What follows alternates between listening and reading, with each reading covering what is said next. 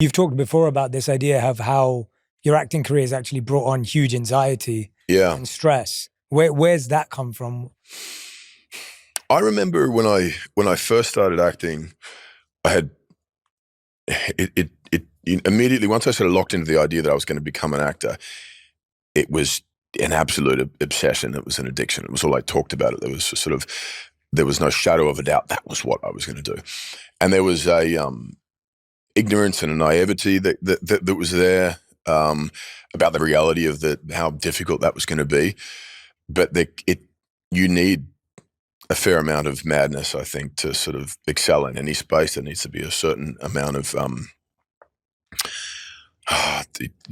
absolute, deeply profound sort of commitment to it. You know, you talk about Kobe Bryant and anyone who's excelled in their field, and you know, a number of sports players and individuals that I look to, they're sort of on the spectrum in some sense. You know, that there's a sort of a mastery there which is otherworldly, but it does require a sort of an insane dedication to it. So I remember when I was finishing high school, it became this obsession.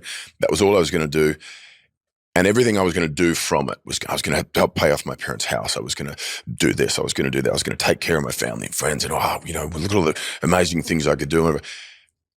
And every time I go into a job, as small as it was and inconsequential, in my mind it was like, if I screw up this one scene, then it will somehow make its way to Hollywood from Australia and I'll never get a job again. If I screw up this one audition. And it was that kind of pressure. I was thinking 10 years ahead.